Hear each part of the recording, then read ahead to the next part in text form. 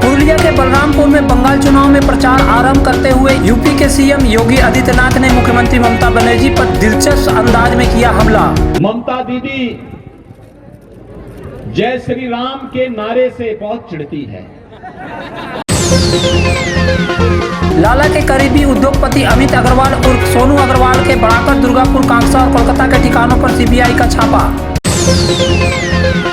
कांग्रेस ने Asansol north seat Indian secular front को दिए जाने पर जताया ऐतराज, निर्दलीय प्रत्याशी देने की दी चेतावनी। चेन्नई से इलाज कराकर लौटे पूर्ण शशि राय रानीगंज बोरे ऑफिस में काम के दौरान हुए बीमार, अस्पताल में भर्ती।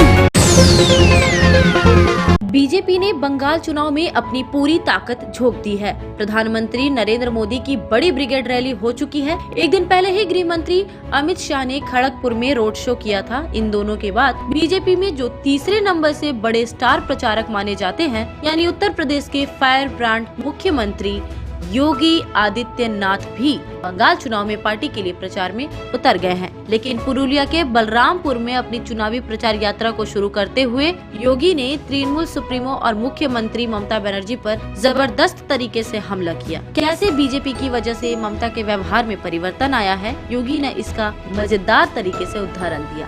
ममता दीदी जय श्री राम के नारे से बहुत चिढ़ती है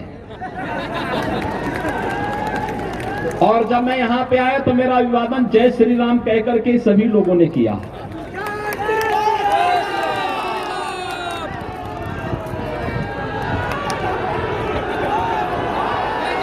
मुझे आश्चर्य होता है,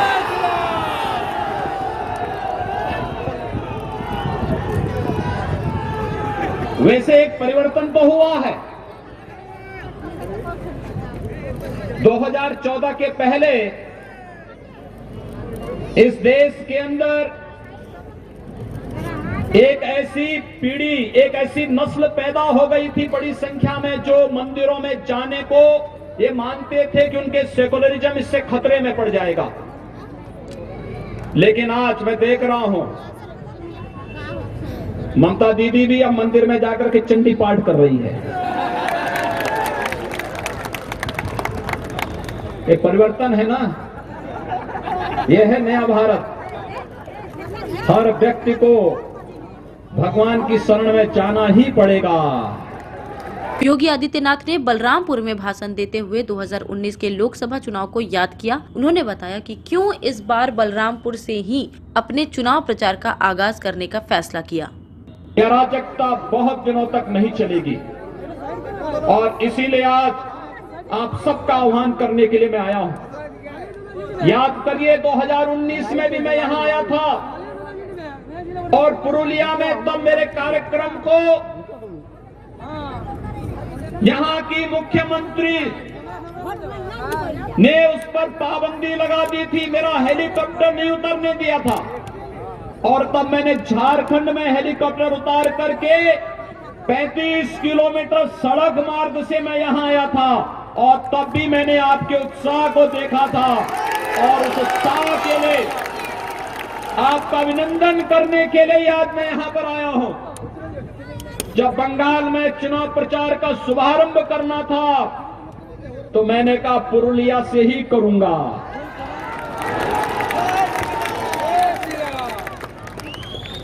पुरुलिया से ही इसकी शुरुआत करूंगा। लेकिन मैं आज भी जब आया मैं देख रहा था अभी भी सत्ता का दुरुपयोग रुक नहीं रहा है। मैं देख रहा था जगह जगह से, हेलीकॉप्टर से मैं देख रहा था जगह जगह भारतीय जनता पार्टी के कार्यकर्ताओं को और जनता जनार्दन को इस सभा में आने से रोका जा रहा था।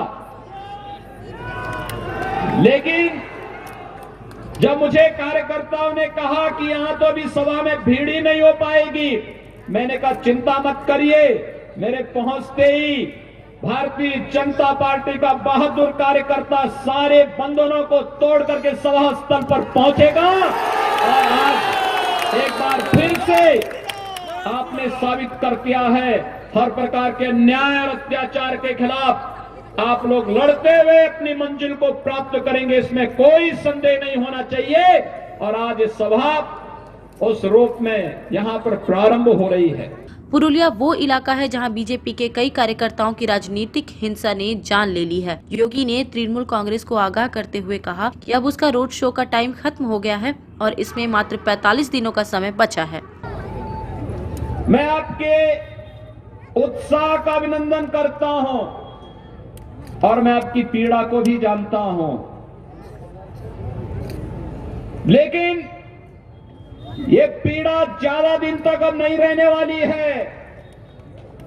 इसी का समाधान करने के लिए भारतीय जनता पार्टी आपके पास आई है और आपसे कहने के लिए आई है।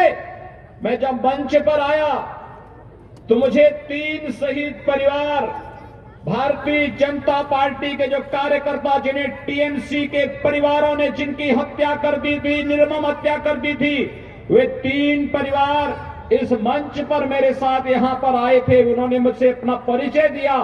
मुझे देख करके यहां की टीएमसी की सरकार की गुंडागिर्दी और उनके अमानवीय कृत्यों पर देख करके क्षोभ हो रहा था और तब मुझे लग रहा था कि अब इनके बहुत लंबे समय तक इनकी गुंडागिर्दी और इनकी अराजकता अब नहीं चल पाएगी। मात्र 45 दिन बाकी हैं। 2 मई के बाद टीएमसी की सरकार की विदाई सुनिश्चित है।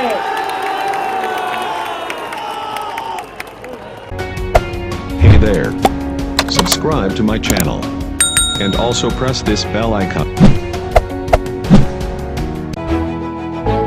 पिछले नवंबर महीने के पहले सप्ताह में जब केंद्रीय गृह मंत्री अमित शाह बांकुड़ा में एक रैली करने आए थे तो उसी दिन पुरुलिया में कोयला तस्कर अनूप माझी उर्फ लाला के यहाँ आयकर विभाग ने छापेमारी की थी। अब जब पुरुलिया में उत्तर प्रदेश के मुख्यमंत्री योगी आदित्यनाथ चुनावी सभा करने आए तो ठीक उसी दिन यानी मंगलवार को पुरुलिया सीमा की दामोदर नदी के इस पार बड़ाकर में लाला के एक कथित सहयोगी और उद्योगपति अमित अग्रवाल उर्फ सोनू अग्रवाल के यहाँ सीबीआई ने छापेमारी की। सीबीआई ने इस दिन सोनू के बड़ाकर के हनुमान चढ़ाई स्थित आवास के साथ ही दुर्गापुर के विधान नगर स्थित दूसरे आवास काक्सा में उसकी TMT bar factory, Jayshree steel private limited तथा कोलकाता के शेक्सपियर सरनी स्थित उसके फ्लैट में एक साथ छापे मारे। सीबीआई ने केंद्रीय सुरक्षा बल सीआईएसएफ के जवानों को लेकर ये छापेमारी की। कई घंटों तक अधिकारियों ने सोनू के आवास और फैक्ट्री में जाँच पड़ताल की है। अधिकारियों ने क्या क्या चीजें जब्त की है और किन से क्या पूछताछ की है, फिलहाल मंगलवार की शाम तक इसकी जानकारी नहीं दी गई। लेकिन माना जा रहा है कि सोनू के लाला के संबंधों और उसके फैक्ट्री में कथित अवैध कोयले के इस्तेमाल के संबंध में जानकारी सीबीआई अधिकारियों ने हासिल की होगी। गौरतलब है कि इस चुनावी मौसम में कोयला तस्करी से प्रत्यक्ष और अप्रत्यक्ष रूप से जुड़े लोगों के खिलाफ केंद्रीय एजेंसी सीबीआई के साथ ही बंगाल पुलिस की सीआईडी भी काफी सक्रिय हो गई है। सीआईडी ने पिछले दिनों ही अंडाल के काजोड़ा से कोयला तस्कर लाला के सहयोगी माने जाने वाले व्यवसायी रणधीर सिंह को गिरफ्तार किया था।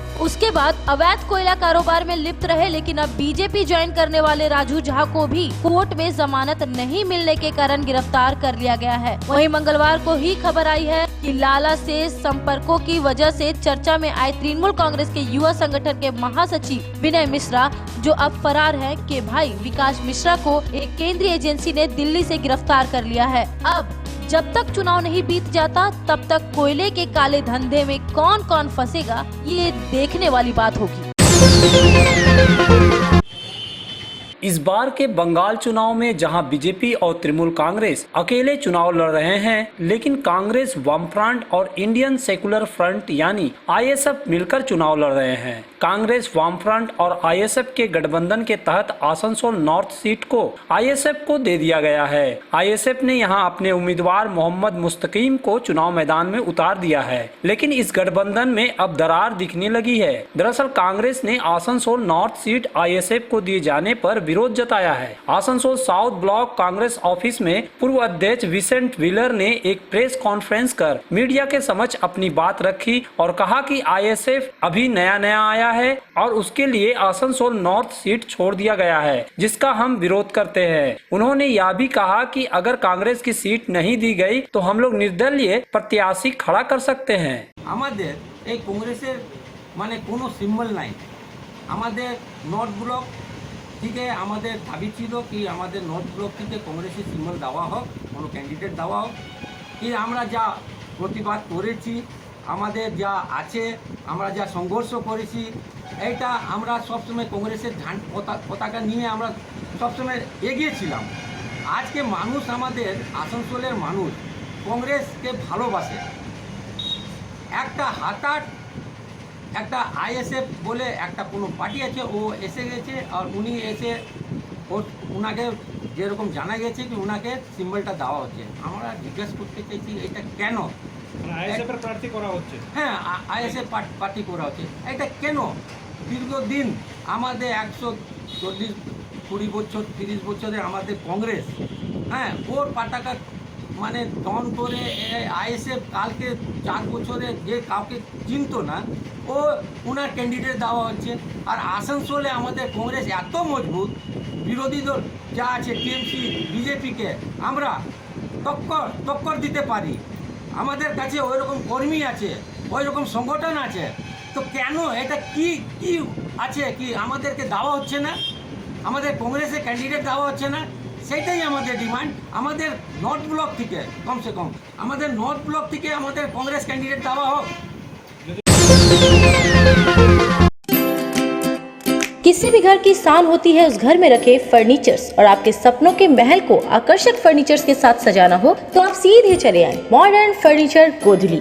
जी हाँ, गोधली समीरन राय रोड स्थित मॉडर्न फर्नीचर आपको आकर्षक फर्नीचर के रेंज वाजिब दरों पर उपलब्ध कराते हैं। हमारे यहाँ ब्रांडेड, नॉन ब्रांडेड फर्नीचर, सागवान वुडन आइटम जैसे bed, sofa set, dining table, centre table, wardrobe के अलावा स्टील अलमीरा, प्लास्टिक चेयर, सोफा के फुल रेंज सहित कई तरह के फर्नीचर बाजार से कम दरों पर इजी फाइनेंस के साथ पाए जाते हैं। तो घर को आकर्षक बनाना हो या शादी के लिए फर्नीचर लेना हो, सीधे चले आए मॉडर्न फर्नीचर, गोधली समीरन राय रोड, गुरुद्वारा के करीब, आसनसोल। विशेष जानकारी के लिए कॉल करें 8927603597।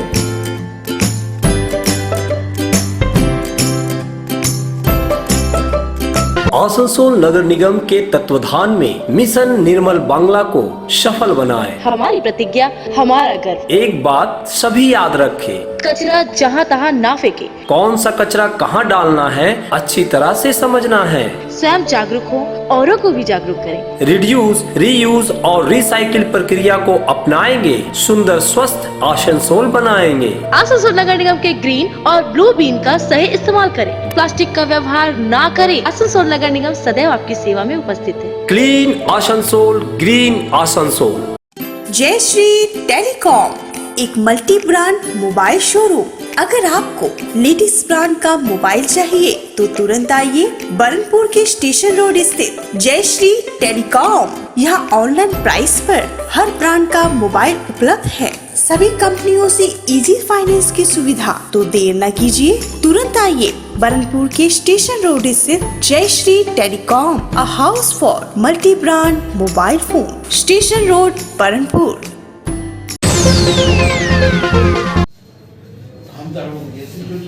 अभी पिछले दिनों आसनसोल नगर निगम के प्रशासकीय बोर्ड के सदस्य के साथ ही तृणमूल कांग्रेस से इस्तीफा देकर चर्चा में आए पूर्णशशि राय को अपने आसनसोल नगर निगम में अपने मोटरसाइकिल से निकलने की तस्वीरों को देखा होगा। तब उनके बीजेपी में जाने की अटकलें लगी थी, लेकिन ऐसा नहीं हुआ और पूर्णशशि राय का नगर निगम के साथ ही तृणमूल कांग्रेस में घर वापसी हो गई थी। अलबत्ता तबियत खराब होने की वजह से वह चेन्नई इलाज के लिए गए थे। इलाज के बाद ही सोमवार को वह चेन्नई से अपने घर जामुड़िया लौटे थे। चूंकि पूर्णशशि राय हाई ब्लड प्रेशर और हाई शुगर के शिकार है, इसलिए डॉक्टरों ने उन्हें घर में इलाज करने की सलाह दी थी। लेकिन मंगलवार को रानीगंज स्थित आसनसोल नगर निगम के बोरो ऑफिस आ गए और अपना काम संभाल लिया। पहले तो सब ठीक था, लेकिन कुछ लोगों से बात करते हुए उनकी तबियत बिगड़ने लगी। तत्काल उन्हें निकट के एक नर्सिंग होम से डॉक्टर बुलाकर चेकअप कराया गया। डॉक्टर ने तुरंत उन्हें भर्ती करने को कहा। डॉक्टर की सलाह के मुताबिक ही पूर्णशशि राय को अस्पताल में भर्ती कर लिया गया है। उनका उपचार किया जा रहा है। राय को देखने वाले चिकित्सक ने कहा कि बिना आराम किए काम पर लौटना उनके लिए काफी घातक हो सकता है। हाई बीपी और हाई शुगर होने की वजह से उनको हार्ट अटैक का भारी खतरा है।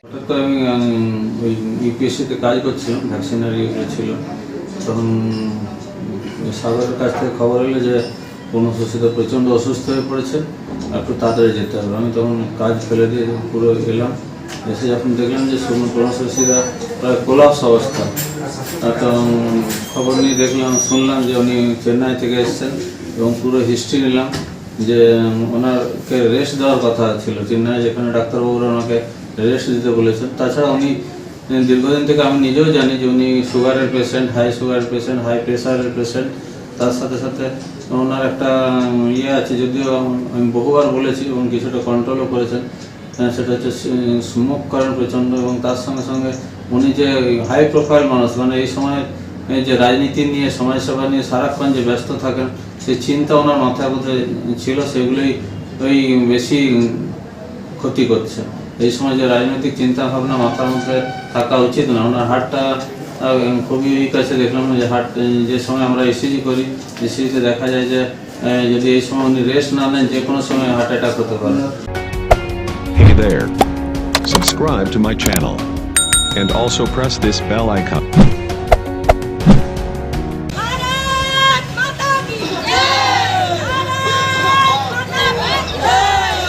हालांकि आसनसोल दुर्गापुर अंचल की सभी 9 सीटों के लिए बीजेपी ने अभी तक अपने उम्मीदवारों की घोषणा नहीं की है, लेकिन पार्टी द्वारा लोगों से जनसंपर्क साधने का प्रयास जारी है। इसी क्रम में मंगलवार की शाम रानीगंज के वार्ड नंबर 90 में बीजेपी के युवा मोर्चा की तरफ से एक परिवर्तन मसाल जुलूस निकाला गया, जिसका मकसद लोगों को चुनाव के प्रति जागरूक करना था।